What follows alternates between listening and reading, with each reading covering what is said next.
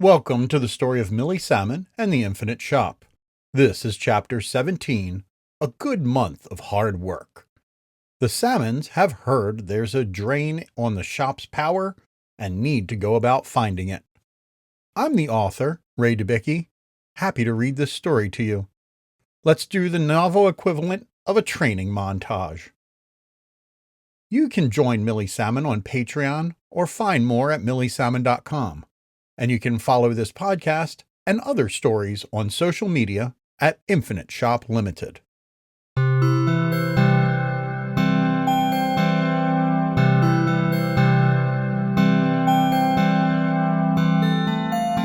Chapter 17, A Good Month of Hard Work. Grandpa. At this point, he'd been called it long enough by enough very different people that he'd taken it on as his name. Though there was the occasional Mrs. Pitters who would always call him Master Pilling, and that was fine since Mrs. Pitters was allowed to call anyone what she wanted. She earned it through a long life of speaking honestly. It was a slow Sunday evening. Grandpa was on his stool behind the counter of the shop. With few customers, the room was set up like many a night he remembered, with Jules and Stoney poring over the hard numbers coming into the persistence engine that they had built. The display embedded in the counter was clear of all the pretend notes and sales tax tables. It was now running at full power with the live data from the machine room. Benji had been away a long time. Stoney regularly visited the shop, but just as a shop, and a weekly commute to work on Dalabrator. There was a new addition. Millie was next to Grandpa. She leaned over the counter, as intent as her father and intense as her mother. Grandpa could not be more pleased. After 13 Earth years, they were back. "We now have the parameters," Jules said. He was leaned forward over the large display, with his nose almost brushing the numbers. "What are they?" Stoney was standing away, taking the larger view of the screen, with arms folded. It was like a game between the two of them, never making the same pose at the same time. She assessed the bigger picture. "It looks like someone is plugging a new shop into ours. Same chart of ramping up, same levels at the engine, as if it were a cell dividing itself. But the way it's tripping these loops," Jules pointed at the cluster of graphs closest to him. "We're only seeing two new tethers. They're going from nowhere and to nowhere, but they're definitely there. These random outputs wouldn't be engaged if someone were making a new shop. It's something vastly weirder than just a copy." The ever-present argument, Stoney cutting it down for the simplest explanation, Jules for the most bizarre, always pulling to the direction the other needed to go. "That," Stoney waved at the complex but unattached loops that were causing Jules issues.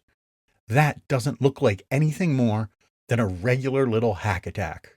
Something coming in from somewhere else independent of the larger drain on the persistence engine." Jules pushed away from the counter. "Happening at the same time? And moving closer to each other.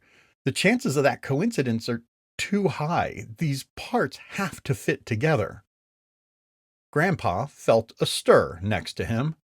There was a crackling energy start to build in Millie, as gears locking into place and putting motion into a carriage. She spoke up. "It looks like pool table balls cracking together to me. Could it be another whole shop is bumping into ours?"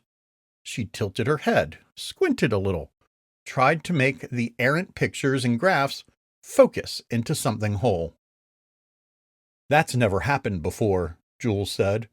"It's a good thought, but I'm still not connecting it with these other things happening." There was a small buzz next to Grandpa. As the Malpore machine let him know, His coffee was ready. He reached under the counter, pulled out the steaming cup, and took a sip. Millie looked a little surprised, like she didn't know there was a food machine stashed there. Of course she didn't. So much had been kept from her over the years. The hot sip jogged something in Grandpa's mind, so he spoke up. I don't know, Jules. Stoney makes a good point that it could be something simple. And to Millie's point, what's simpler than a collision? There were the definite clue of Teleton. They spent their entire civilization's wealth in search of the squeak in their planet's axis. He sipped his coffee. Dad, I don't think this is a definite clue situation. They also invented the galaxy's only economic system based on the exchange of heartfelt holiday cards. They had some very different priorities. That's weird, like Christmas cards? Well, no weirder than pictures of dead presidents, Grandpa said. But it wasn't the cards that made it an unstable system. It was the heartfelt message that gave it value. Most economic systems destruct if poets become the wealthiest folks on the planet. Something about the sincerity of words ruins corporate memos. The definite clue ended up being the only people with business school taught entirely in verse. Again, not a definite clue situation, Jules interjected. As tended to happen, Stoney brought the important question to the table. She asked her husband, What is it you are looking for, Jules? Some line that gets from here, he waved at the cluster showing the drain on the persistence engine, to here. He waved at the thrown switches closest to him. If there is one, and I'm not saying there is, we would expect to see it where? Stoney was leading him down a path, her path, one that Grandpa had seen her do in countless earlier discussions like this. But it wouldn't work this time, because Millie wouldn't let it. I could find it, Millie piped in. Both parents looked at her. Grandpa smiled over his coffee. I can plainly see these energy draws here. Millie turned and manipulated the larger graphs at one corner of the display. These are the ones that Homie gave to you, Dad. And these are the ones that you got from Tall Burn, Mom. She swiped to the graphs that Jules was laboring over. I can also see the things you're talking about, Dad, with these two groups of switches moving around and their rise being more than a coincidence. She stood straight and addressed her parents. Let me work in the machine room and see if I can find something. Stoney and Jules looked at each other, then back at their daughter. Grandpa knew this would be an acceptable arrangement when her mother spoke first. What will it look like if there is not a connection? Stoney asked. Millie took a second to consider this. Right now, these numbers are fluctuating, and these numbers are fluctuating. They look similar, like they can be connected, and they're drifting together. But if they add up on their own separately for a while and their patterns separate, there's probably isn't a connection between them. I'd like to find a connection, Jules said. I'd like to find an explanation, Stoney amended pointedly. I like that you found Millie is ready to do the work, Grandpa offered. You have an outline of what's going on. Time to let Millie take her turn at coloring it in. Jules nodded at this, and Stoney looked pleased at the idea. They cleared the counter, restored it to its pretend desk appearance, and started gathering coats to head up to the Salmons' apartment for Sunday dinner. Can I close up with Grandpa? Millie asked her parents. They assented and left. Grandpa pulled out the thick binder from under the counter with the tasks for the end of that day. It was a short list, replacing a light bulb on the Tuxalone 9 storefront, putting the bathroom supplies back in the storage cabinet, taking down an expired window poster on Cephi Homeworld, advertising a grass dancing festival. It was a little cleaning and a lot of relief because he was doing it with his granddaughter. She'd been close, but only to a small portion of his life. That curtain was starting to come down, just like this out-of-date poster. "Grandpa," Millie asked. "Yes, Quibby." "Did the Defna Clues planet actually squeak?" "Oh, absolutely. Appallingly loud. The ancient galactic civilization that created them and their planet of Tetalon had died off millennia before and stopped oiling it. Of course, being a dead civilization, oiling their greeting card machine was the least of their issues."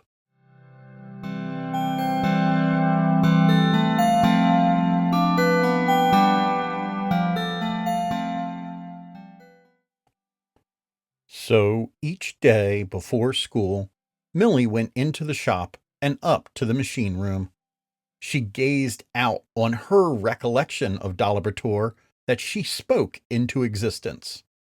From a comfortable seat in the middle of the room, she recorded readings from the different gauges in a black and white marble composition book. Well, they had been gauges in Dad's imagined car. Millie replaced them with towers out the window of the city. Height, window count, color, all told her the data she needed. She left the room, firmly clicking the door behind her. Grandpa saw her out the front door, on Earth, just to make sure. The classes at school were preparing for their spring recitals. Millie would be part of the chorus, backing up the soloists Morgan and Kyle. She genuinely liked the 8th graders and enjoyed listening to them sing, but they picked really dumb songs. Morgan, a viral song that was out of their range, and Kyle got assigned a school standard because they didn't care enough to come up with something more interesting. Millie would do better next year when it was her turn. With Pats and Reggie, their schedule around the neighborhood felt routine and normal and comfortable. Their music lessons, their trips to the shop to pick up a comic book, their Friday boba teas. It was cut a little short because the sun still set pretty early and it got chilly fast. So there wasn't a lot of time lingering at the park, but it was their afternoons and it felt good. Back home, up the stairs, into the apartment, the 3 Salmons sat down for dinner. Adequate amounts of still borderline flavors. The dishes migrated away to be replaced with open books and long streams of paper. Dad's laptop would make an appearance, and Millie read off the numbers she recorded in the morning. Then, Mom brought home the new computer. Dad was sounding like they were reaching some limit on the work they were doing. Eventually, Mom convinced him that there would need to be another step if they were going to make a leap in discovering the issue with the shop. Millie realized it may have been Dad really wanting a new computer and setting up Mom to do the convincing. Insightful, Millie thought, and stored this technique for later. Mom took the device out of her bag, and Millie didn't realize it was not a glossy magazine until it was laid flat on the table without pictures or fanfare. Dad opened it like a book and glided a finger over one margin. It wouldn't be fair to call the thing a computer or even one of the factors that Mom and Dalen carried around Dalabrator. This thing coursed with functionality. Dad's laptop, the day before a top-of-the-line model on Earth, now looked like an unquestionable letdown. It might as well have been a spatula with the ends warped from heat and a little piece of egg right where the flat part met the handle. Millie decided then and there that she would not call this new thing a computer. To her, the thing would forever be the mighty blank. Dad stacked a pile of papers together and sat them on the mighty blank. There was a slightly audible click, and he removed them. He did the same with Millie's composition book that had all the notes and data. Another click. Then his old laptop. Click. The mighty blank had eaten every bit of information. They showed up in a photo spread as very tiny, perfect images of each page, table, and picture. Then Dad started talking. Millie appreciated that he was including her until she realized he wasn't. It wasn't dictation. He was explaining to the computer what the documents were. This was the machine room portable. "Am I supposed to be here for this?" she asked. At Millie's voice, the mighty blank went blank. Absolutely. The mighty blank took this as authorization to share information with her and recovered its screen. And without asking or being told, Millie knew this fell under the long cape of the shop and the secrets and the twisted space she now occupied. It almost wasn't worth it. Almost. The thing was so cool. But not as cool as the weather, which went from false spring to downright cold. Nice days turned to windy days to bitter, just to remind that winter wasn't officially over. Late evening, Millie was in her room for the tapering beginning of a solid snowstorm. Late in the season, that was when the big ones often came. The first flake landed with soul-saving and school-canceling thud on the window. Millie heard it across the room with her headphones in. Its friends followed quickly after. Millie opened the window a crack. The bubble of warm air from her room extended out for just a second, then collapsed and a ton of cold air rushed in. She closed the window again. The snow was beautiful. She wanted to go down and walk through it. She wouldn't make it through the living room before a parent appeared to ask what she was doing. She took her pillows and stuffed them at the bottom of her door and turned out the lights. Then she opened the window again. The city rode the cold air into her room, and her room became a bubble of the city. Millie put her hands on the ledge and leaned out. She breathed deeply of the air that was being scoured clean by millions of little sponges. It smelled of aluminum, pool water without the chlorine, sitting too close to the air conditioner vent, all the things that were icy and clean and didn't bring to mind the bricks and sidewalk of a damp city. Everything put weight on the city. The people, the cars, the trees, the news. This was just the sky's turn, except the sky's blanket of snow comforted with its heaviness. There was enough powder on the ground that it blunted the hard edges of the concrete world. The city became quiet. All the mean reports and staccato echoes failed to find an edge to bounce off and ran into softness before carrying very far. Sounds, and whatever made them, found themselves alone and stuck in one of the waving drifts that were forming in the streets. The sky was lavender with the lights of buildings reflecting off the low clouds and the lower horizon of the falling flakes. There was depth to the color with a foreground and a background. The streetlights grew halos bright as any saint, throwing light down at the accumulating blanket and up at the trains of flakes riding towards them. Millie pulled back inside a little as a figure came into view. More like he crunched into view, with boots making imprints in the snow.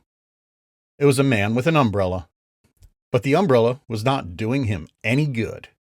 He had tipped it back and was looking up at the sky, letting the snow fall on his round, bearded face.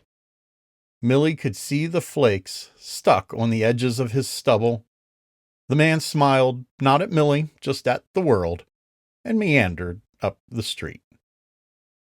She put her head on her hands on the ledge and just took in the extra coat of color and quiet that her city wore. Millie let the snow accumulate on her hair for a little, feeling each flake and letting them quiet the noisiness of her mind. This was not a problem to be solved, only a scene to be enjoyed.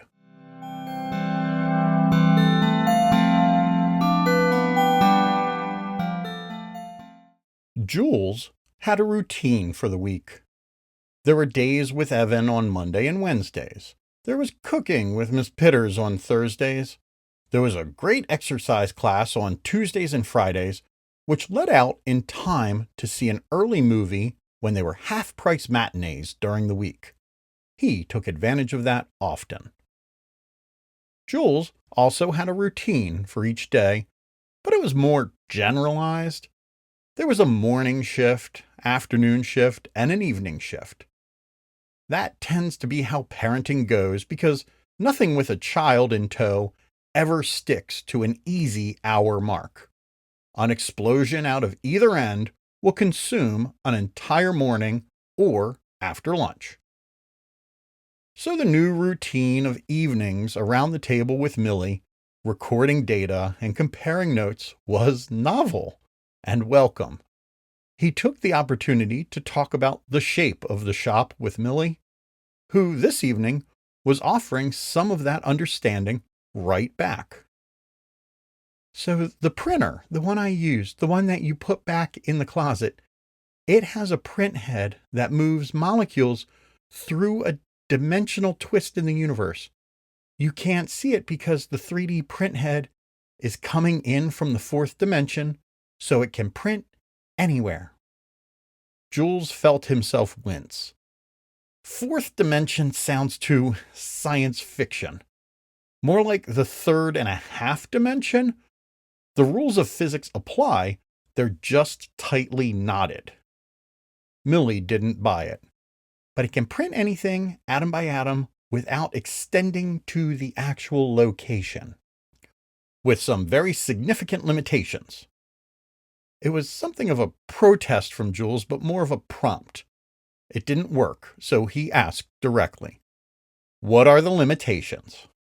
Millie sighed a little, preparing to go into the refrain that Jules had been trying to get into her head for the last few days. "The printer has important limitations on mass and interference," Millie sing-songed. "You can't print poison into someone's vein or gold into a bank vault. The print head cannot go through solids. It cannot go outside the radio range of a tethered door. The print head is most effective injecting few molecules that prompt crystals and polymers to form on their own, which is why it didn't take much to encase the ducts in ultra-hard crystals." She gave him a teen head tilt and half eye roll. "Honestly, that all sounds like phlebotinum preventer, like you invented an anything anywhere generator, but made some bullshit rules to move the plot along." So she was going to teen on a couple levels here. Jules decided to needle back. "It is absolutely fabricated, entirely by my genius self.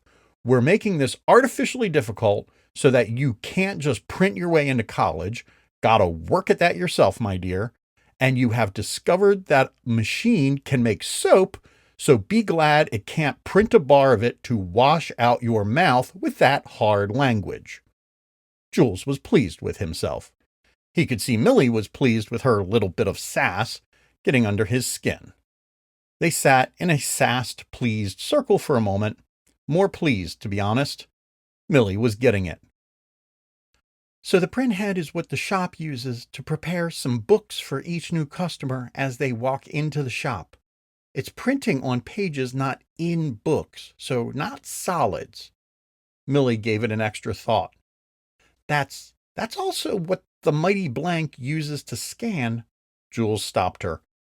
"I wish you wouldn't call this fine device the blank anything. It has a name." Howard is not the name for a computer, Dad. Hush with those mean words.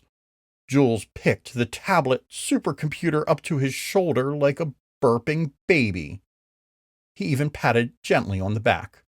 You will hurt Howard's feelings. He could see Millie was not entirely amused with his antics, but not entirely put off either. She didn't get the giggles like she used to, so Jules had to be satisfied with her dramatic resentment that he was pretty sure passed for amusement in middle school. Fine, Howard. She emphasized the second syllable into sounding like word. Uses the same technique to scan in 3 dimensions that the printhead uses to print. That was a solid connection Millie made, and a very correct one, so Jules said so. Really good, seeing it that way, Millie, and absolutely right. It's kind of an X-ray, since it can't print inside a solid object. It has a good measure of how solid that object is. That changes between paper and what's written on the paper. So why don't we use cell phones to transmit data out of the machine room and the shop through the printhead? It can write down all the important data scanned by Howard. There's actually an easier way. We can just introduce Howard to the persistence engine and let them talk to one another. Millie's expression was blank, then her eyebrows focused. They can do that. They are doing that. Mom connected when she brought Howard home. She came through the shop. Eck, you made it sound like Howard was delivered like a baby. He kind of is. No. Millie put her hands up. Besides, if that machine room is connecting to the shop, why do I go up to the machine room every day? Why do I carry along this little book and fill it with little numbers? Jules' first reaction was to say, don't you want to go into the shop? It would be ha-ha funny to him. But he felt their conversation was on the edge between sassy fun and irritable, if not irate teen. So he decided to diffuse some heat. Hopefully. You're doing the hard work, Millie. This computer doesn't know what it's looking at. You've actually found a lot more connections in the data than showed up on the link between the machine room and Howard. That seemed to cut a few steps out of the angry ladder. Millie's shoulders came down. I don't like being used, she said. Jules was surprised at the stark honesty. How can I avoid causing you that feeling? Don't hide stuff like that from me. I'm not a setup to your punchline. Not everything has to be a big reveal to me. It's honestly getting tiring. Jules had to sit with this thought for a minute. He looked at his hands. Then he talked to them. I honestly didn't think of this as being a slow reveal. I'm getting back into being in the shop and realizing how much there is. It's been a fast remembering to me. So if I'm filtering at a different speed, well, I appreciate you telling me rather than thinking I'm purposefully hiding things to make you a punchline. He used his thumbnail to clear off a flake from the other thumbnail. Then he looked up at Millie. She was not giving away a particular emotion, much less appearing to fire up a wave of massive anger. If anything, Millie was looking softer than he'd seen her for a few weeks. I'm really trying to not. Jules stopped where he wanted to talk about hiding things from Millie before he remembered that they had spent the last 13 years doing just that. It was honesty that was working here, so he added some more. We are really trying to move away from hiding things about the shop from you. It's going to take some time. I think you can see I'm doing better. Okay. Millie seemed to believe him. Anything else? Jules asked. Millie snorted. Howard is creepy. The mighty blank would be a ninja. You should aim more for ninja. Fair, Jules thought. Very fair.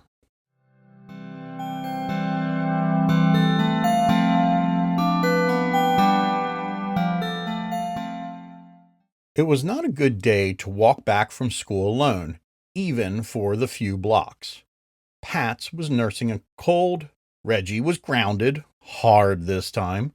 No phone, no devices, dropped off to and picked up from school, kind of locked down. Mrs. Tarascal waved Millie over and offered a ride, but was politely refused. It's overcast, chilly, and damp. Your father would rather you not get pneumonia. I'm really okay, but thank you, Millie waved back, skipping a little down the street. When she was surely out of distance for a reasonable person like Mrs. Tarascal, and out of sight, too, Millie sneezed. It wasn't a cold, she was sure, just one of those ones that comes up ironically when somebody talks to you about being sick. Millie recovered and paced herself, getting home. It was chilly, but not really cold, damp, but not wet, overcast, but not fully raining. It was actually warm enough for there to be other smells around besides just cold weather. All the snow had long gurgled down the storm drains, but there were little berms of crud in parking lots and street corners where the biggest piles had been. It wasn't flower time or even wet dirt time. Thank God it wasn't time for that smell to form out in front of the seafood bar. But the icy was passing enough that there was an actual aroma in the world. Millie skirted a large puddle formed in the recess of the sidewalk under an overhanging awning. She subconsciously alternated to avoid the falling streams. Inside the awning for one column of drips, outside for the next. Her thoughts followed the waving line. She was inside space. She was outside space. The doors to inside led outside. The doors outside led in. She stopped and looked around. Her brain felt that long edge of doom and infinity over which the world would be a scramble of shining space windows to terror and twisting realities of unknown horror. Surprisingly, there was no fear that appeared. Millie just saw an edge. In this, her neighborhood, on this slippery and gray day, Millie felt comfort. This was hers, and she was not alone, even though she was by herself. She felt home. She felt strong. She felt in her place enough comfort that she let her mind wander to admire that edge to frightening new places. Over the edge was madness. Here in her neighborhood, her mind felt safe enough to be calm. Something about that doesn't quite sound right, Millie said to herself. Thinking and being afraid were not madness. They were just thoughts. Her thoughts in her mind. She returned to them, to the twisting universe edge, and looked into the chasm. At the bottom, she saw the nameless, shadowy fear of an infinite dark pit. To her surprise, it wasn't really a chasm anymore. When the panic caught up with her in the market those months ago, the fear was shadowy and the pit was infinite and very dark. Not anymore. Now it looked remarkably like a whomping parking meter. Millie thought about Mom's words to Dad. She doesn't know what she's afraid of, Mom had said. Millie let the things she'd seen run through her mind. Walking cities and fat pigeon cars, Brantone and Dalabertour, even the machine room, both when it was crazy with information and silent, which was strangely scarier. She had real stuff to be afraid of, which was surprisingly less terrifying. The fear was no longer dark and nameless. At worst, it was some guy named Listing who just hated Mom and Dad. No longer was life just a switch between ignorant serenity and nameless panic. Millie found comfort in knowledge, even when it was scary. Before she realized it, Millie had drifted into the apartment building landing. She felt calm and happy.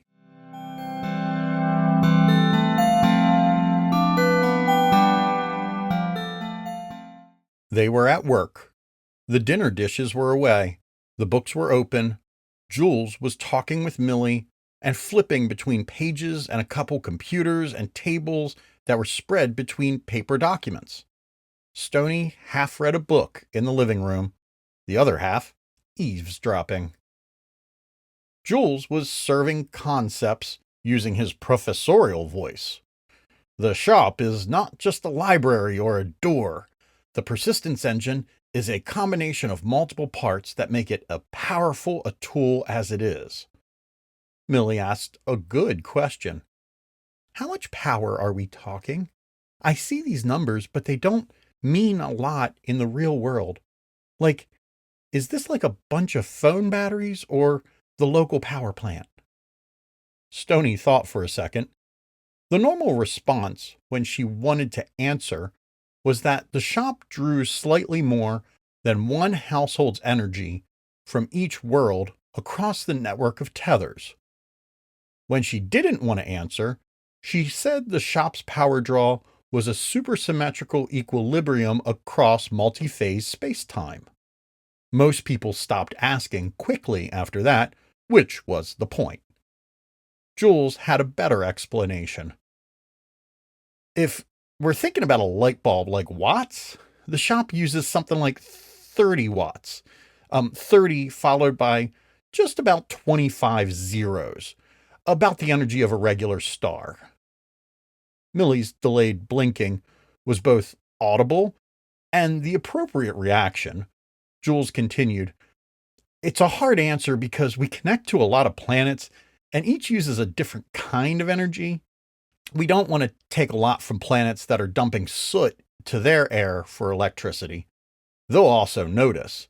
And there's some fuzzy math involving the speed of light and bank fees. I don't think, Millie started to recover. I don't think I ever put those numbers into real numbers.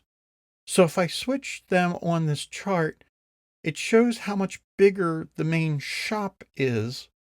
The secret power draw is big, but like a fraction the size, and the little thing Mom called a hacker is very small. Yes, Jules said. And if you see, the two clusters are getting closer. Either of them could either be doing just like one part of what the whole shop does. Well, first, how many parts of the persistence engine do you think there are?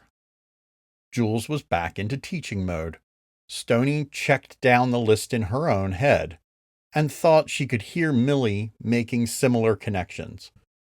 Then her daughter spoke up. There's 6 parts, aren't there? There are 6 main actions in the machine room. Stoney didn't underestimate her, but could still be surprised at how quick to recover and then continually observant Millie was. From across the room, she folded her book in her lap and listened fully. She heard Jules continue in teaching mode. Want to name them? He asked. Millie let a moment pass. I think 3 of them are doing stuff. Tethering, moving, and, well, the printhead, which can get us in trouble. Millie said it, kind of rising as a joke. Stoney could hear the muscles in Jules' face trying to make a stern expression and failing. Millie continued. The other 3 are storage, the library of information, the shop itself, like the shop floor.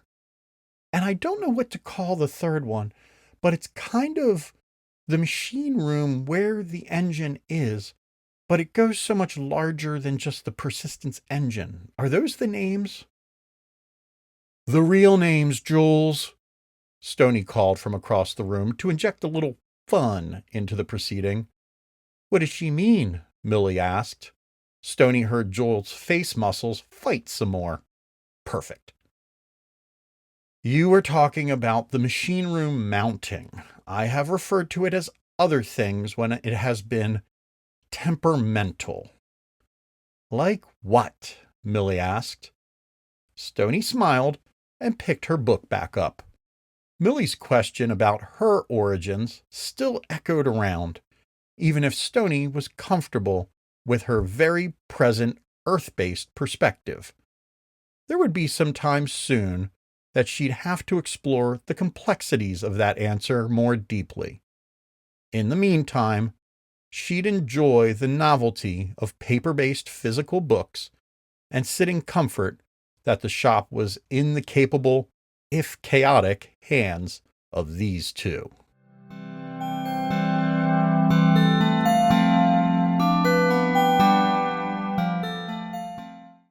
It was a morning that the city came knocking for attention outside her window.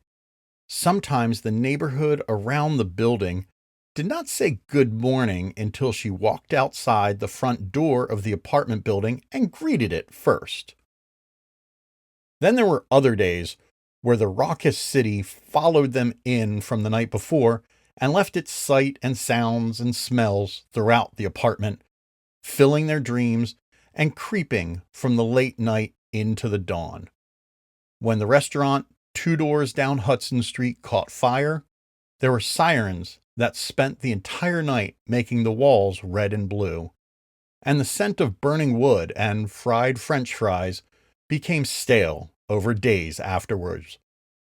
The same thing would happen when the festive noise and pencil shaving smell of a parade and fireworks trailed in on 4th of July or New Year's morning. But then there were days like these, where the pointy awareness of the city pierced the sweet cocoon of her bedroom without invitation. The world made its presence known from just a second after she woke up. It hadn't been so acute a presence to become a person in the waking moment, that second of dreaming that you remember when staring at the inside of your eyelids. Millie had a moment to enjoy the morning, the feeling of being awake, and a quick look at the messages on her phone before the shouting began outside on the street. It lasted long enough that curiosity got her, and Millie opened the drapes and looked out. She saw a crowd across the street and followed their gaze upwards. Oh, that's not good. She closed the drapes and walked down the hallway to find her father looking out the living room window. He winced when the shouts from the street got louder. "Oh," he said, "that's not good." Millie took a position next to her father to watch. The crowd she saw was still there, but quickly stepping backwards in a widening semicircle. They were stepping backwards from a potential point of impact. "Do people still have pianos?" Millie asked. "Like they have pianos that get moved? I thought they were part of the floor or something." There were cars on the street smaller than the instrument dangling out the 6th story across the street. Everything, from the trellis overhanging the roof to the pulleys at the trellis ends to the rope running from the pulleys down to the piano, stretched and strained. The piano strained too, whining in a low C sharp. "No, honey, they're very real and honest pieces of furniture, heavy ones too." The one across the street descended another few feet before it descended a few more, much more quickly. The crowd took 2 collective steps backward with an "ooh" and didn't re-condensed. "Expensive too," Dad added. "I'm not sure why someone wouldn't just carry a tablet, even a keyboard." "Some people," Dad paused as the piano took a light twirl, "just like pianos." They watched quietly for another story of descent, quietly together, before Millie spoke. Is it okay that didn't feel like an important lesson you were trying to impart in this situation? She heard Dad give a little snort. I guess it's been a lot of important lessons recently. No, this is just pretty cool to watch. Well, send good thoughts as they try to not crush the entire sidewalk of people.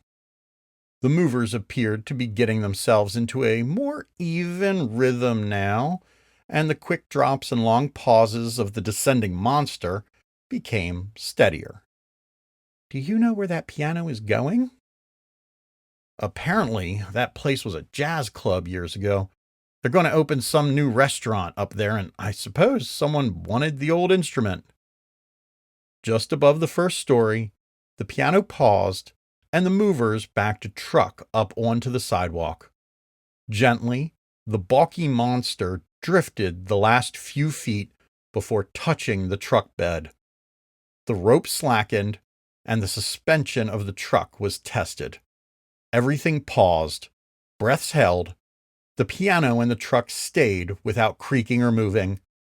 The mover boss tentatively reached up and unhooked the main rope. It all stayed in one place. He turned around, gave a theatric bow to the crowd, who responded with first a released breath, then claps and cheers. Millie and Dad clapped from their box seats.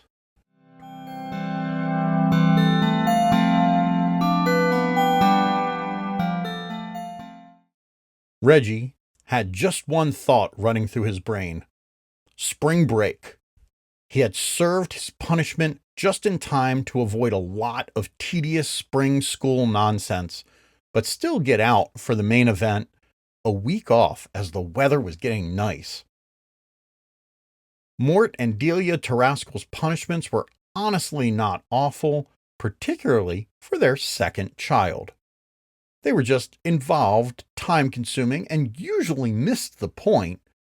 Reggie was pouring his excitement all over Pat's, who was similarly happy to have a week off, but had no place in school where he could express it. And break was painfully close. Last 2 periods of school, even the teachers didn't want to be there, so it was art option time. They took the option to visit the library and the beanbag chairs therein, or would when Millie showed up. Reggie was laying out their assault on the video game Elving Gap. Both him and Pats got it for Christmas, but needed 3 months of grinding to get high enough for the new DLC.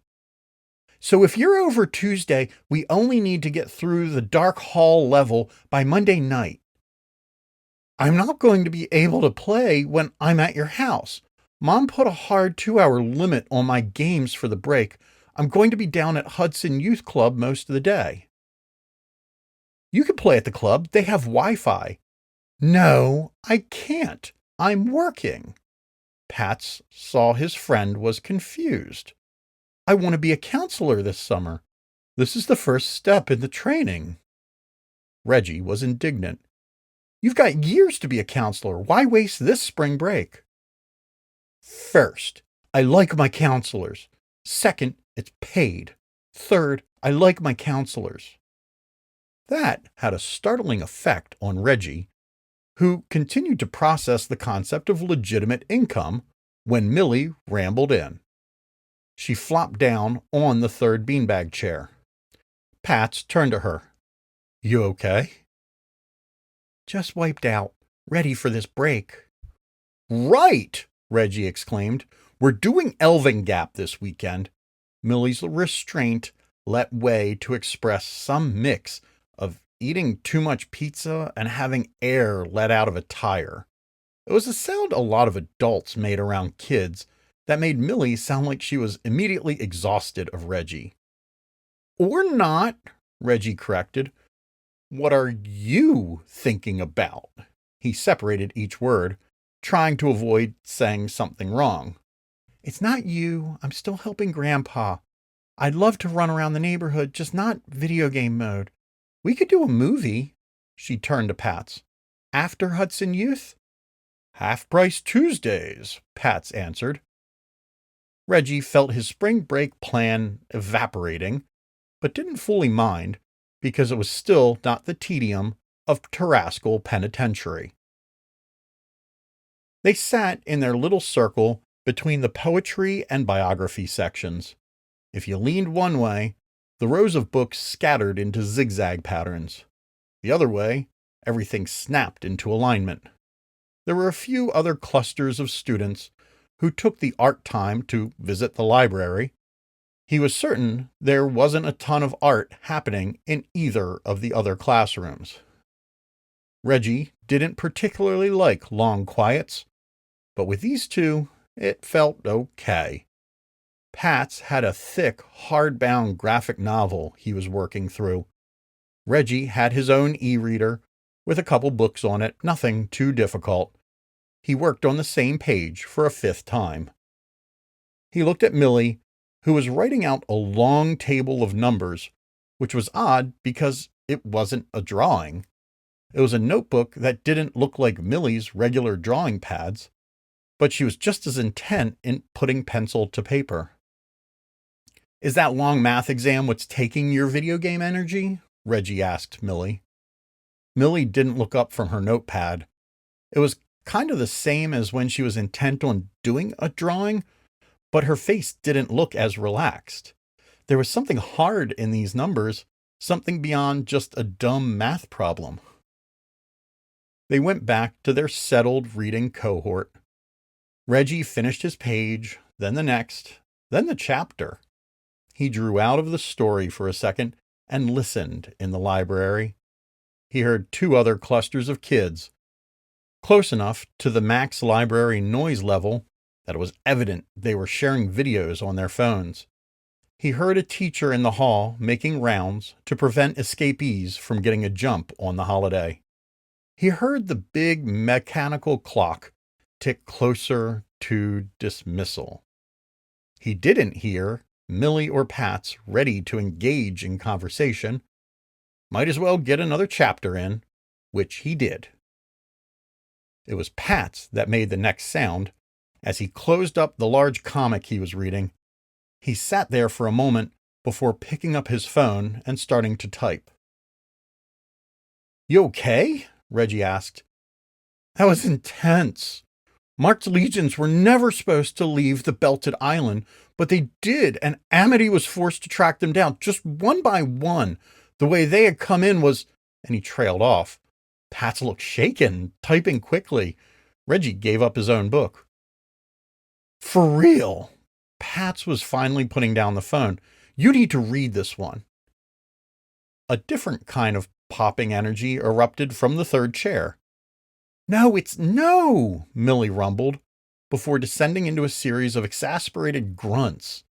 The boys shared a look of surprise, then turned to their friend. "Want to share?" Pat's asked.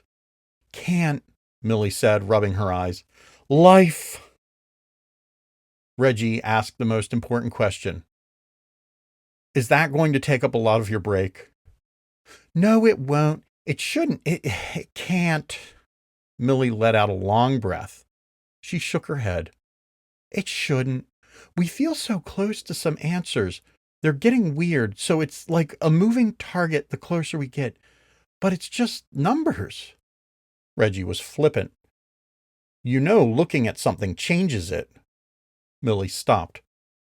"What did you say?" She switched between looking at Reggie, looking at her book, and looking back at Reggie.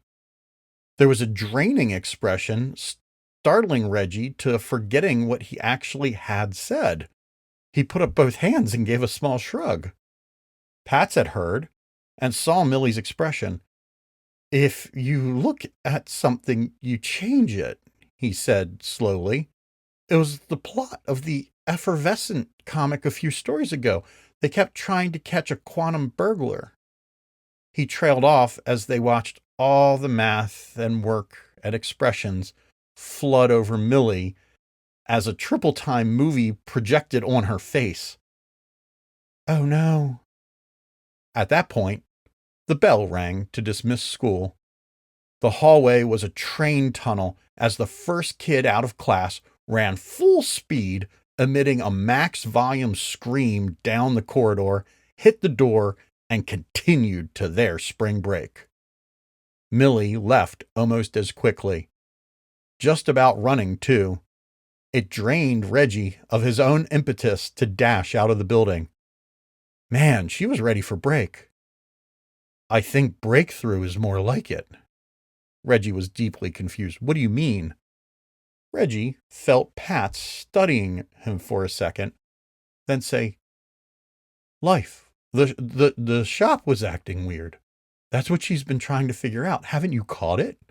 Pat sighed. If it has something to do with changing stuff by seeing it, I hope she doesn't think she did something wrong or feel guilty or anything.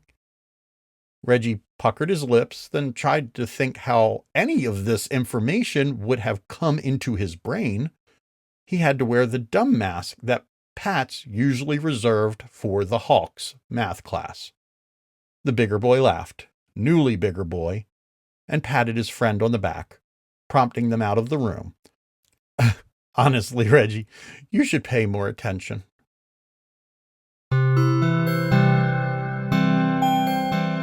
This was Millie Salmon and the Infinite Shop, Chapter 17, A Good Month of Hard Work. In the next episode, we find out what Millie has discovered about the power draining the shop. Thank you for listening. You can find more about Millie at milliesalmon.com or join us on Patreon. Please like, subscribe, and leave a review on whichever podcast app you use. Millie Salmon and the Infinite Shop is a production of Infinite Shop Limited, which you can follow on all social media platforms. I'm Ray Dubicki. Thank you for listening, and I look forward to reading some more for you soon.